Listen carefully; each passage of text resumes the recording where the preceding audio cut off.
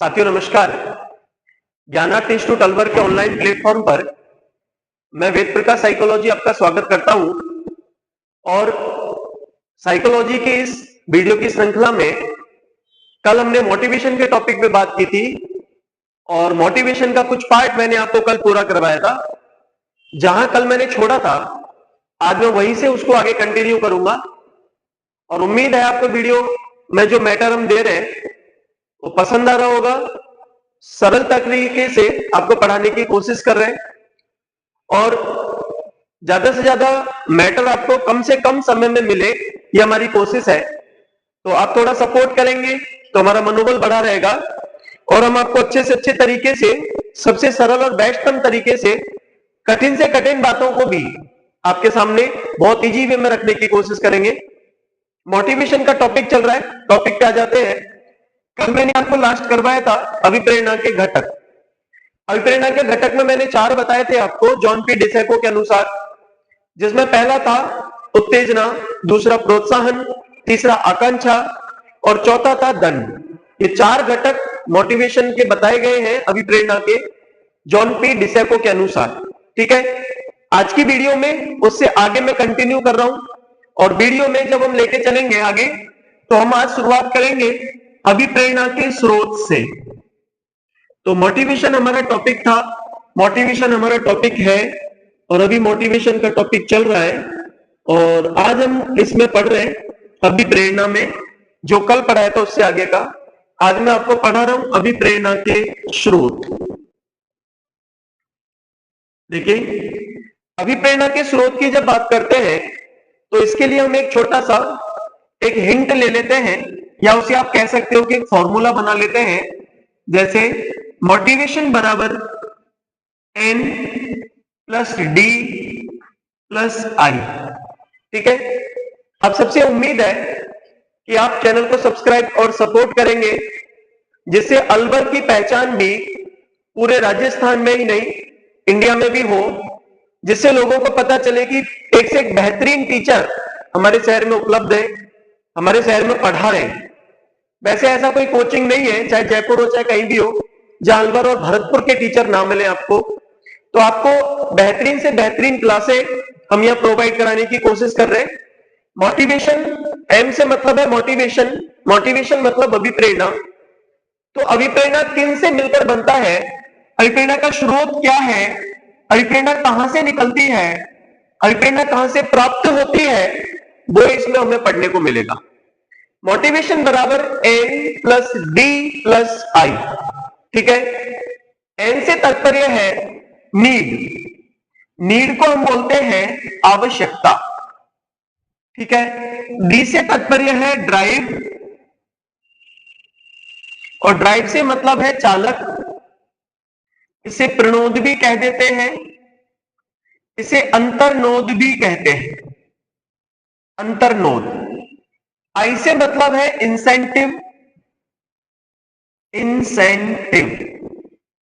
ठीक है, इसका मतलब प्रोत्साहन, संतुष्टि और लाभ। ठीक है, ये हो गया इंसेंटिव। तो मोटिवेशन बराबर N प्लस डी प्लस आई। नीड मतलब आवश्यकता, डी मतलब ड्राइव, ड्राइव मतलब चालक, प्रणोद, अंतर्नोद, आई मतलब इंसेंटिव, इंसेंटिव मतलब प्रोत्साहन, संतुष्टि, लाभ। तो ये एक तरह से फॉर्मूला हो गया कि मोटिवेशन बराबर क्या, तो मोटिवेशन बराबर जहां से मोटिवेशन निकलेगा वो है नीड, ड्राइव, इंसेंटिव, अर्थात N प्लस डी प्लस आई। ठीक है, अब क्या करते हैं, हम इनको एक एक करके समझने की कोशिश करते हैं। तो सबसे पहले हम ले लेते हैं आवश्यकता को। आवश्यकता मतलब क्या, आवश्यकता मतलब या तो कमी या अधिकता। ध्यान रखना दोनों। अगर शरीर में पानी की अधिकता हो जाए तो भी आवश्यकता अनुभव होती है, वॉशरूम जाने की। पानी की कमी हो जाए तो पानी की आवश्यकता अनुभव हो जाती है, पानी पीने की।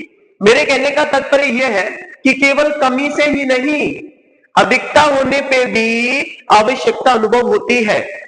तो आवश्यकता क्या है, अब व्यक्ति के शरीर के आधार पर जब इसको परिभाषित करते हैं तो थोड़ा सा सरल पड़ता है समझने के लिए, लेकिन जीवन के आधार पे भी परिभाषित कर सकते हैं। दोनों ही प्रकार से आपको बताऊंगा। जैसे किसी व्यक्ति के शरीर में पानी की कमी आ गई। किसकी कमी आ गई? पानी की। किसी व्यक्ति के शरीर में पानी की कमी आ गई तो पानी क्या बन जाएगा? आवश्यकता।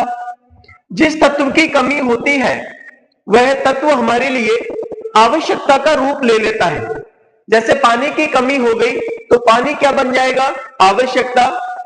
जीवन में धन की कमी हो गई, अगर जीवन के आधार पर परिभाषित करें तो धन की कमी हो गई तो धन क्या बन जाएगा? आवश्यकता। कहने का तात्पर्य पानी की कमी हुई तो पानी आवश्यकता। पानी अधिक पी लिया, समझो मेरी बात को, तो भी आवश्यकता अनुभव होगी। ठीक है, वॉशरूम जाने की। तो धन की कमी हो गई तो धन की कमी धन आवश्यकता। शरीर में पानी की कमी पानी आवश्यकता का रूप ले लेगा। जब हमें आवश्यकता का पता चलेगा तो उस समय आवश्यकता का पता लगाने में, आवश्यकता को इंडिकेट करने में एक महत्वपूर्ण तत्व अपनी भूमिका निभाएगा और उस तत्व को हम कहते हैं चालक। क्या कहते हैं? चालक। कैसे पता लगेगा पानी की कमी आई है? तो क्या लगेगी हमको? प्यास। प्यास किसका रूप होगी? चालक का। अब बात आती है भैया ये चालक क्या होता है? हमको तो यही नहीं पता चालक मतलब क्या, चालक से तात्पर्य क्या होता है। तो चालक क्या होता है वो आप बहुत अच्छे से समझ लीजिए। बहुत सरल तरीके से आपको समझाने की कोशिश करता हूं। आप बस में बैठे होंगे, रोडवेज बस में। रोडवेज बस में जब आप बैठे होंगे या किसी बस में आप बैठे होंगे तो उस बस में ड्राइवर नहीं है, खाली बस है, आप जाकर के सवारी के रूप में बैठ गए। अब उस बस के जाने का समय मान लीजिए 3 बजे बस के जाने का समय है और 3 बजे तक भी ड्राइवर नहीं आया, लेकिन जैसे ही 3 बजे बस अपने आप चलने लग गई। क्या यह संभव है? नहीं है ना। इसका मतलब बस कब गति करेगी? जब चालक होगा।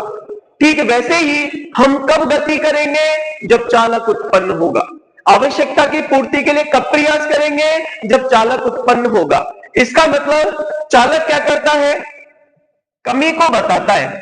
किसको बताता है? कमी को बताता है। और क्या करता है? तनाव उत्पन्न करता है। कमी को बताता है, असंतुलन को प्रदर्शित करता है। कमी को बताता है, असंतुलन को प्रदर्शित करता है, प्राणी में तनाव उत्पन्न करता है। कमी को बताता है, असंतुलन को प्रदर्शित करता है, प्राणी में तनाव उत्पन्न करता है और प्राणी को क्रियाशील बनाता है। क्या बनाता है? क्रियाशील। अब कितने काम हो गए देखो चालक के। चालक किसे कहते हैं? चालक वह तत्व है जो प्राणी में उत्पन्न हुई कमी को बताता है, प्राणी में असंतुलन को प्रदर्शित करता है, प्राणी में तनाव उत्पन्न करता है और प्राणी को क्रियाशील बनाता है। ठीक है, इसका मतलब चालक के माध्यम से हमें पता चलता है कि कमी किस चीज की आई है और हमें उसे कैसे पूरा करना है, हमें क्या करना है, यह हमको चालक बताता है। ठीक है, अब प्यास होगी, चालक के रूप में क्या हो गई? प्यास। अब आ जाते हैं इधर प्रोत्साहन, संतुष्टि, लाभ। जब मेरे शरीर में पानी की कमी आई और चालक के रूप में उत्पन्न हो गई प्यास, तो फिर मैं क्या करूंगा? झरने से अथवा कैंपर से अथवा नल से पानी की बोतल खरीदकर क्या पी लूंगा? पानी। और जैसे ही मैं पानी पीऊंगा मुझे क्या मिलेगी? संतुष्टि। मुझे क्या मिलेगा? लाभ। क्या मिलेगा? प्रोत्साहन। तो चालक के जब हम अभिप्रेरणा के स्रोत की बात करते हैं तो सबसे पहले आवश्यकता, उसके बाद चालक, उसके बाद प्रोत्साहन। ठीक है, आवश्यकता क्या है? फिर से एक बार रिवाइज कर देता हूं। आवश्यकता व्यक्ति के जीवन में किसी तत्व की कमी हो जाए, मान लीजिए धन की कमी हो गई तो धन आवश्यकता, और गरीबी क्या बन जाएगी? चालक। और फिर किसी कंपनी में काम किया व्यक्ति ने, वहां से उसे प्रोत्साहन मिला, लाभ मिला, संतुष्टि मिली। ठीक है, तो फिर से एक बार देखिए, शरीर में किसी तत्व की कमी या अधिकता होने पर प्राणी को उससे संबंधित आवश्यकता अनुभव होती है। जैसे शरीर में पानी की कमी हो गई तो पानी किसका रूप ले लेगा? आवश्यकता का। पानी की कमी हुई है इस बात का पता किससे चलेगा? प्यास से। तो प्यास किसके रूप में उपस्थित हो गई? चालक के रूप में। फिर हमने बोतल से या झरने से जैसे भी पानी पिया, पानी पीने के तुरंत बाद क्या मिल गई हमको? संतुष्टि। क्या मिल गया? प्रोत्साहन। क्या मिल गया? लाभ। तो ये है अभिप्रेरणा के स्रोत। और अभिप्रेरणा के स्रोत में क्या क्या शामिल होता है? तो अभिप्रेरणा के स्रोत में शामिल होता है पहला नीड, दूसरा ड्राइव और तीसरा होता है प्रोत्साहन अर्थात इंसेंटिव। इनको अभिप्रेरणा का स्रोत माना जाता है। ठीक है, आगे मैं आपको पढ़ा रहा हूं अभिप्रेरक क्या होते हैं। अभिप्रेरक आपने पढ़े होंगे अभिप्रेरक के बारे में। अभिप्रेरक वे हैं या वे मनोवैज्ञानिक दशाएं हैं जो किसी व्यक्ति को कार्य करने के लिए तत्पर बनाते हैं, अभिप्रेरित करते हैं। अभिप्रेरक से तात्पर्य वे मनोवैज्ञानिक दशाएं जो व्यक्ति को कार्य करने के लिए तत्पर बनाते हैं या उन्हें कार्य करने के लिए प्रेरित करते हैं। किसकी बात कर रहे हैं हम? अभिप्रेरक की। अभिप्रेरक क्या है? वे मनोवैज्ञानिक दशाएं, वे मनोवैज्ञानिक दशाएं जो व्यक्ति को कार्य करने के लिए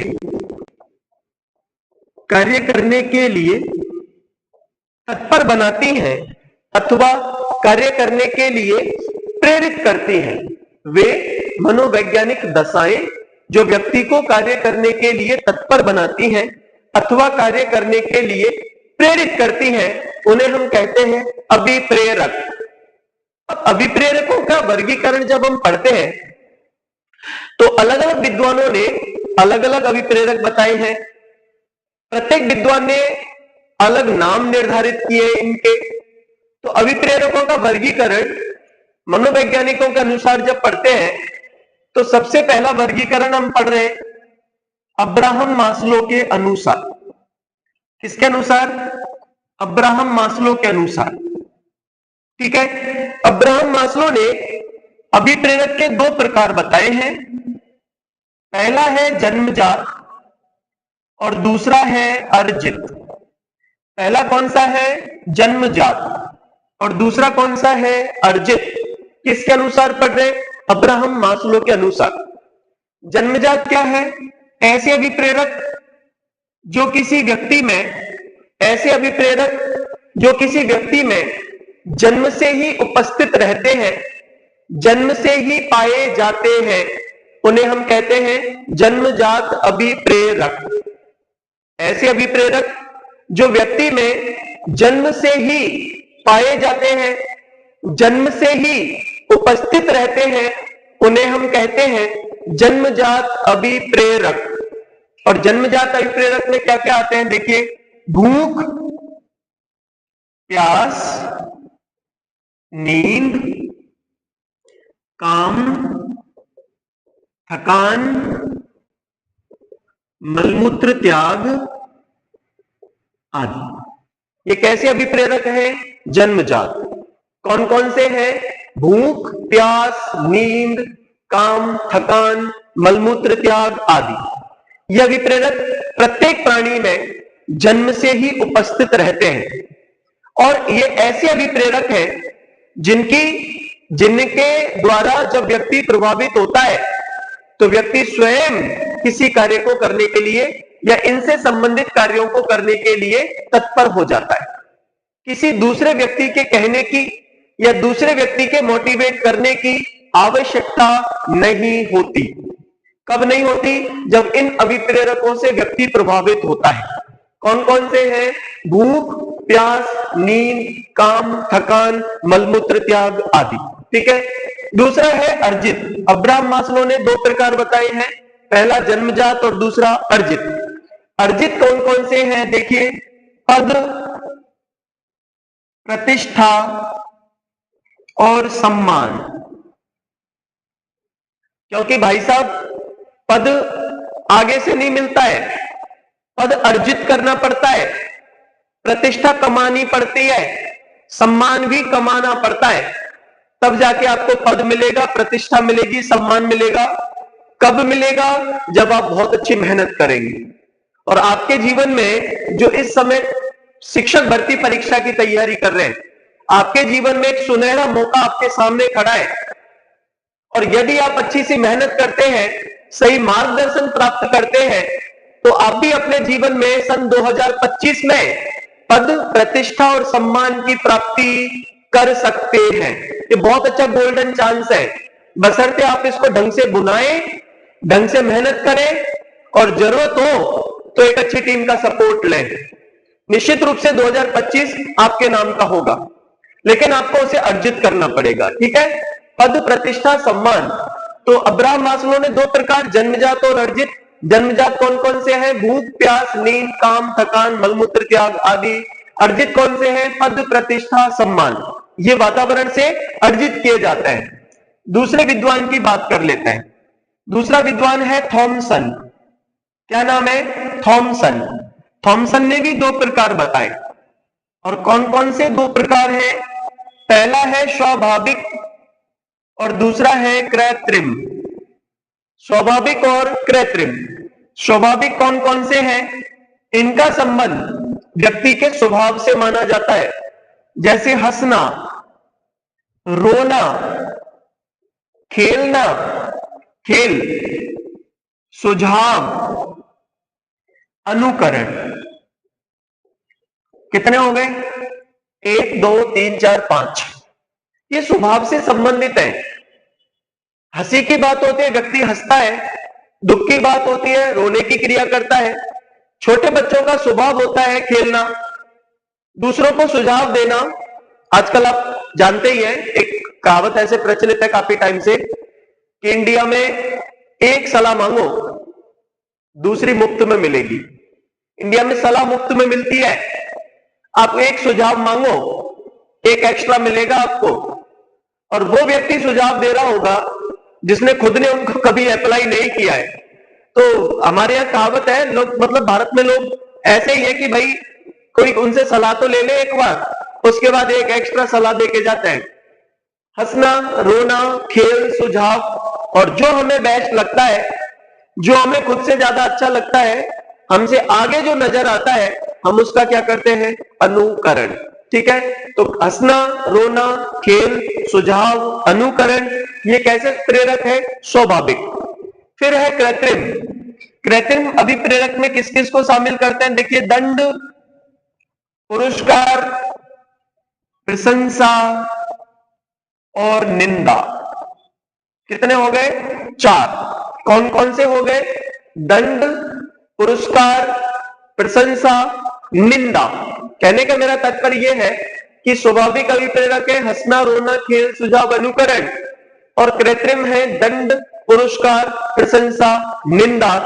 कुछ वो लोग होते हैं जो लातों के भूत होते हैं, बातों से नहीं मानते, उनको उस हिसाब से भी प्रेरित करना है। कुछ लोग होते हैं जो पुरस्कार प्राप्ति के लिए काम कर सकते हैं, तो उनको वो दिखाना है, उससे भी प्रेरित करना है।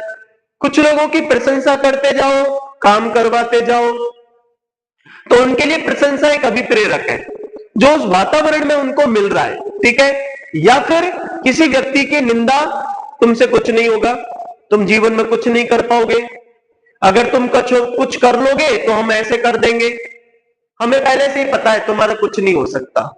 जब इस तरह के अपमानजनक शब्द, निंदा भरे शब्द व्यक्ति सुनता है, तो व्यक्ति फिर काम करने के लिए अभिप्रेरित होता है। और यदि गलत काम कर रहा है और इस तरह के निंदा के शब्द सुनता है, निंदा के भरे शब्दों को जब वो सुनता है, तो व्यक्ति उन गलत कामों को छोड़ने के लिए अभिप्रेरित होता है। ठीक है, तो मेरे कहने का तात्पर्य, ये सब वातावरण की देन है, ये वातावरण में पाए जाते हैं। इसके बाद तीसरा विद्वान है जिसका नाम है गैरेट। और गैरेट कहते हैं अभिप्रेरक 3 प्रकार के होते हैं। पहले जैविक, दूसरे मनोवैज्ञानिक, और तीसरे होते हैं सामाजिक। जैविक, मनोवैज्ञानिक, सामाजिक। जैविक कौन कौन से हैं? देखिए, भय, संवेग है, क्रोध, प्रेम, दया, हर्ष आदि ये जैविक है, ये प्रत्येक जीव में पाए जाते हैं। भय, क्रोध, प्रेम, दया, हर्ष आदि। दूसरे हैं मनोवैज्ञानिक। मनोवैज्ञानिक में एक तो रचनात्मकता को शामिल करते हैं, दूसरा हम युयुत्सा को शामिल करते हैं। युयुत्सा का मतलब होता है युद्ध प्रियता, युद्ध लड़ने की इच्छा। ये मनोवैज्ञानिक अभिप्रेरक है। और रचनात्मकता से तात्पर्य होता है नई चीजों का निर्माण करना, सृजनशीलता, नवीन चीजों का निर्माण, नवीन वस्तुओं का निर्माण। ये मनोवैज्ञानिक अभिप्रेरक है। इसके बाद तीसरा है सामाजिक। प्रतिष्ठा हमने वहां भी पढ़ा था और हम यहां भी पढ़ते हैं उसको। इसमें पहला है संग्रहशीलता। संग्रहशीलता मतलब तथ्यों का संग्रहण करना। समाज में अपनी प्रतिष्ठा, अपना सम्मान बनाने के लिए भौतिक वस्तुओं का संग्रह करना कैसा है? संग्रहशीलता। संग्रहशीलता और फिर प्रतिष्ठा और फिर सामाजिकता। प्रतिष्ठा दोनों जगह शामिल होती है, ठीक है। सामाजिकता भी, सामाजिकता का संबंध किससे है? समाज से। कहने का मेरा तात्पर्य है व्यक्ति समाज में, मनुष्य एक सामाजिक प्राणी है, ऐसा अरस्तु ने कहा।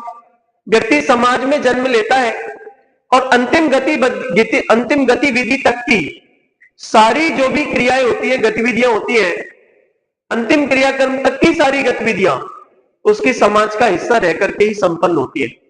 और इसीलिए यह अभिप्रेरक है जिससे वो समाज में अच्छा व्यवहार प्रदर्शित करने का प्रयास करता है, दूसरों के साथ मेलजोल बढ़ाता है, दूसरों के सुख दुख में भाग लेता है। कहने का मीन्स यह है कि सामाजिक अभिप्रेरक है जो व्यक्ति को इन कामों को करने के लिए क्या करते हैं? प्रेरित। तो हमने 3 मनोवैज्ञानिकों के अनुसार अभिप्रेरक पढ़े हैं। पहला अब्राहम मास्लो, दूसरा थॉमसन और तीसरा गैरिक। फिर एक विद्वान और आ जाते हैं जिनका नाम है वुडवर्थ एंड मार्किव्स। और वुडवर्थ एंड मार्किव्स ने बताए हैं व्यक्तिगत, शारीरिक और आकस्मिक। कितने अभिप्रेरक हो गए? 3। व्यक्तिगत, शारीरिक, आकस्मिक। अब्राहम मास्लो ने कितने बताए हैं? 2। कौन कौन से? जन्मजात। जन्मजात में कौन कौन से हैं? भूख, प्यास, नींद, काम, थकान, मलमूत्र त्याग, ठीक है। इसके बाद इन्होंने बताया दूसरे अर्जित। अर्जित कौन कौन से हैं? पद, प्रतिष्ठा, सम्मान। अब्राहम मास्लो ने अभिप्रेरक बताए हैं 2, जन्मजात और अर्जित। पहला जन्मजात, दूसरा अर्जित, ठीक है। उसके बाद थॉमसन।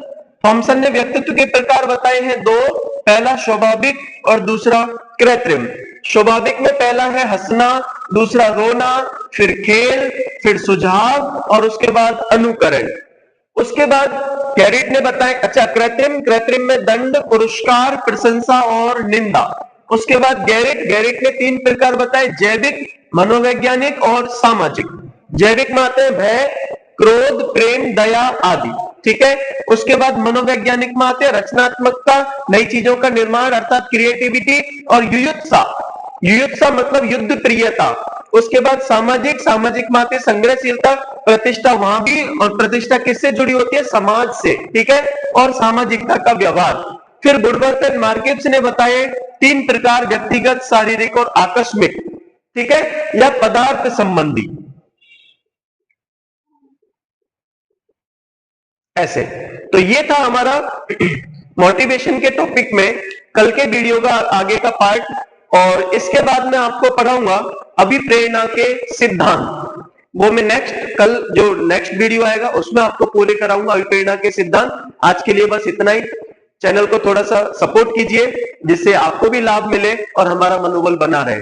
यदि आप ऑफलाइन कक्षाएं पढ़ना चाहते हैं और ऑफलाइन आपको कोचिंग करने का मन है और आप विशेषकर शिक्षक भर्ती की मुख्य परीक्षा की तैयारी कर रहे हैं तो अलवर का सबसे बेहतरीन संस्थान ज्ञानार्थ इंस्टीट्यूट आपके लिए एक बेहतरीन टीम उपलब्ध कराता है। बेहतरीन टीम जो आपके सपनों को पूरा कराने में अपनी पूरी ताकत लगाएगी। Thank you.